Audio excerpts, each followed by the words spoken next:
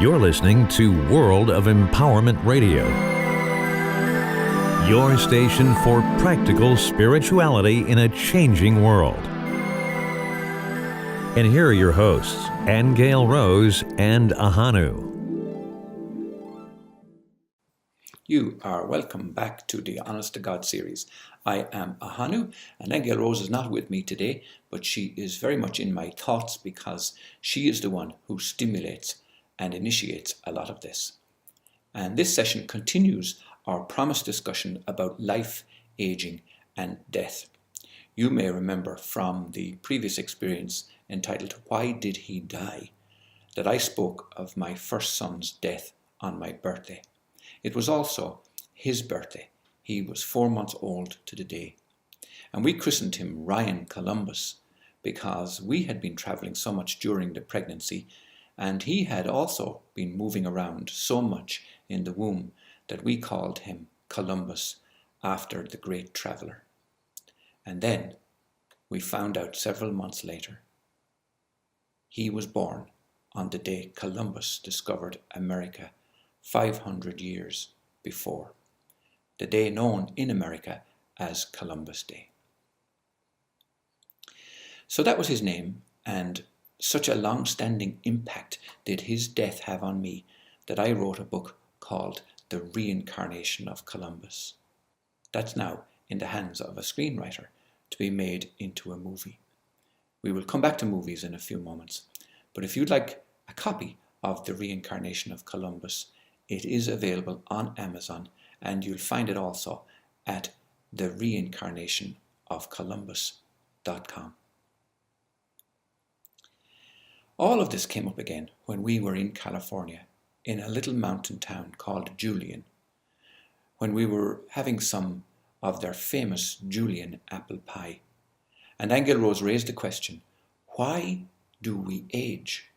And is aging a result of the mass consciousness? In other words, do we age only because there's a kind of collective agreement out there that we see others aging, and therefore we expect that we'll age? And because we see others die, we die. And that resurrected Columbus and led us on to this beautiful discussion of the theatre of our lives. Listen closely now, as I create a movie in your mind. Many years ago, we went to see a Hollywood satire called Simone. And Simone is the story of a disillusioned Hollywood producer, played by Al Pacino, who creates the first totally believable synthetic actress called Simone.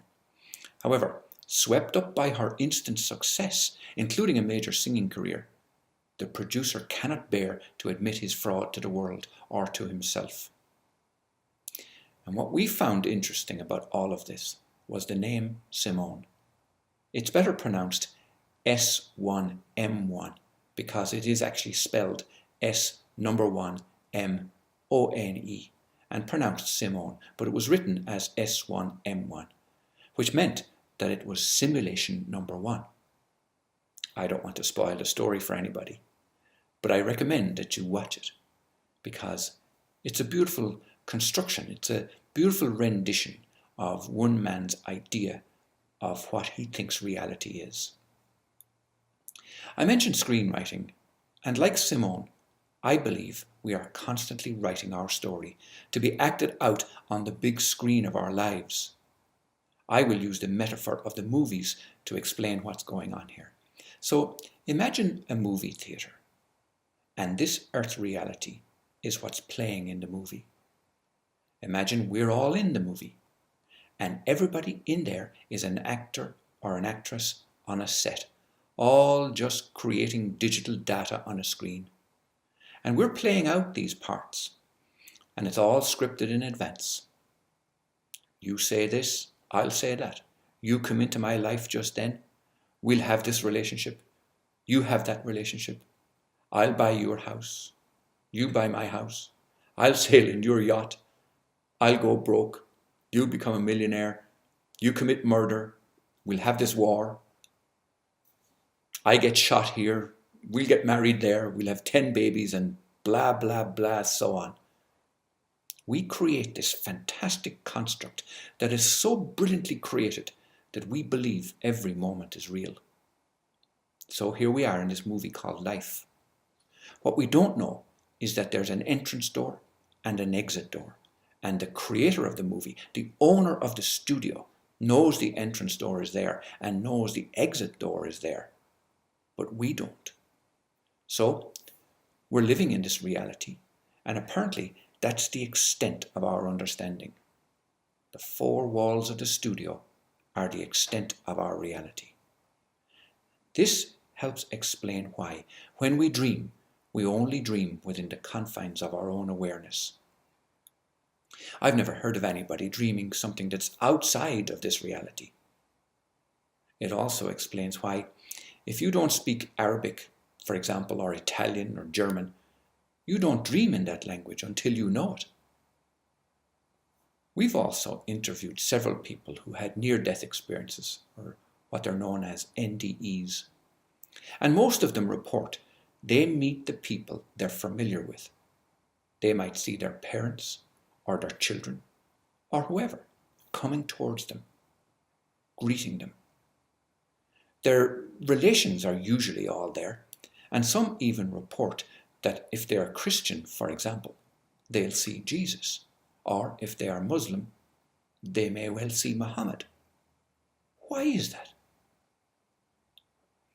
It's because they are still inside the movie theatre of their plane of existence. It's the only thing that makes sense when you think about it. It's hard to grasp. It's hard to gain a full understanding of it. But stay with it and dwell on it, and it'll begin to make sense for you too. 2 years ago, we made a video from an Akashic record session called Is the Tunnel of Light a Trick? Well, that episode of the Honest to God series on YouTube attracted more views and comments than anything else that we've ever done.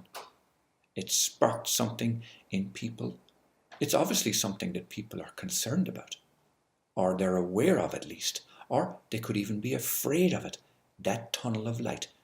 Is the tunnel of light a trick? And in the comments on that video, there were religious people giving their impressions. There were non-religious people giving their impressions. And of course, we were giving our impressions too. So we're all in the same soup. We're all in the same boat. We're all in the same movie. The outcome, or the conclusion of that episode, Is the Tunnel of Light a Trick? Was, it can be a trick if that's what you believe it to be, or if that's what you desire it to be. Why is this important, and why is it coming up now?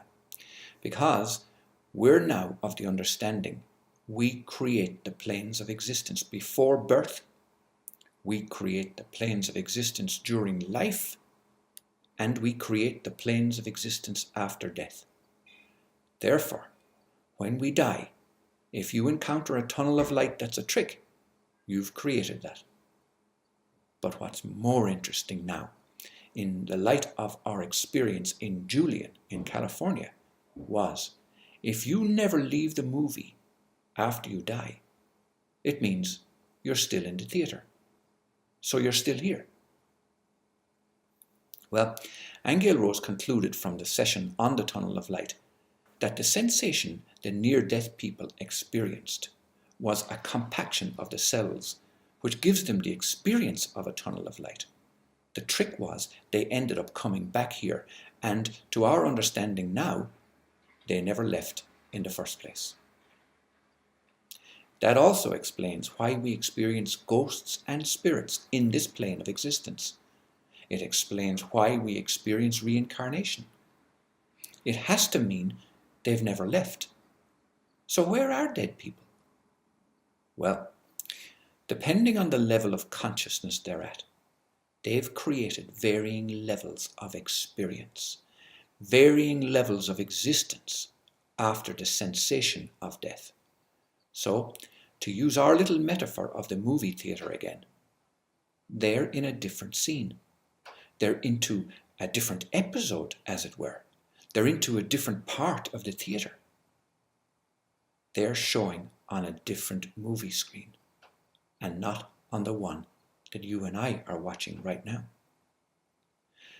Let's continue to run with this movie script for a few more moments, because it's important really for us to understand this whole idea of what we're capable of and who we really are. In our current understanding of reality, we've never once left the movie theatre. We've never stepped outside the studio. What would happen if we stepped through the exit door? Ponder that for a moment, because if you step outside the theatre door, you'd realize that you're in what could be likened to a Hollywood-style production set, where there's not just one theatre creating a movie. There could be 20. There could be 100 in a line. There could be 1,000 movie sets in this one compound, all creating different movies. And you could just walk down the avenue and step into another theatre. And in there, they're making a movie about aliens, or the origin of mankind, or dinosaurs, or nuclear war, or the sound of music, or the apocalypse. Who knows? The possibilities are endless. But the important thing is, you're not in the original movie theatre anymore. That life has gone. If you were a master, though, and if you had the knowledge, you could step back into that original theatre again, as some masters have done, and continue to do. But most likely, you will keep going on down the street and stepping into different theatres and immersing yourself in different experiences, in different realities as you go. I'm going to leave it there, because that's a lot to digest, and it's enough for us to contemplate on for the moment. So, when we come back in our next episode on the Honest to God series, we want to talk about what it would be like being the creator of the movie. Imagine being the actual director of the theatre, of the movie, of your life. What does it mean to be the director of your life? Let's find out in the next episode of the Honest to God series. You have been listening to myself, Ahonu, and Aingeal Rose, who spawns all these marvelous questions with her brilliant thinking. So until next time, thank you and bye-bye.